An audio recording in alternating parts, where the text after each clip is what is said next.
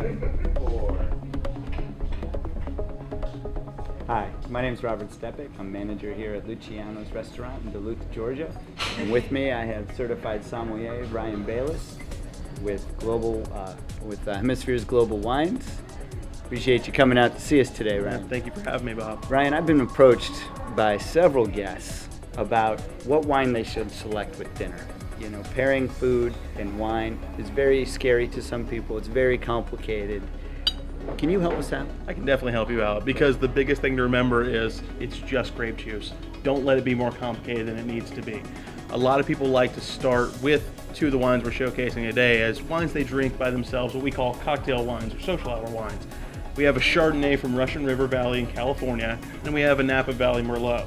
These are both designed to be very easy and approachable wines, very drinkable without having to rely on food. There are wines out there, however, that do become a much better and much higher quality product with food. So, going back to your original question of how do I pair wine to food, there's a lot of different ways that people like myself are out there pairing wine to food. One of the most common ways is a congruent flavor. We pick flavors from a dish that we think stand out or tend to be the most prevalent. Then we take a wine that has very similar flavors that they kind of coincide, and it helps the dish really complete so you pick up more of the non-subtle flavor or more of the subtle flavors. In some cases that involves taking the sweetness in a rub or maybe the sweetness of a glaze and pairing it with another sweeter style wine so that you get more of the earthy flavors from the meat itself. In this example here, we have the Oso Anna Merlot, which is very nice Merlot, showcasing this beautiful plum and blueberry flavors with touches of vanilla. I would love to pair this with any kind of a jam or any type of a sweet rub on pork or lamb or even steak. That will help bring out some of the natural sweetness of the meat itself.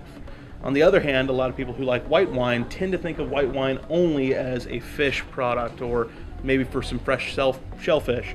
This wine does see malolactic fermentation, and all that means is that it picks up a lot of creamy and butter notes to it.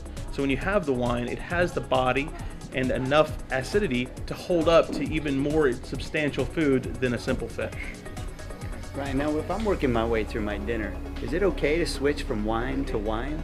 Of course, a lot of people prefer to do it that way because you can get multiple flavors from multiple wines and they match well with different courses. You often see this seen in flights. A lot of restaurants will do smaller pours of multiple wines that are all designed to go with one course so that you can pick up multiple flavors and multiple textures of the wine. Well, thank you very much, Ryan. Thank you. For your questions or comments, we'd love to hear from you on Twitter at Luciano's Italy.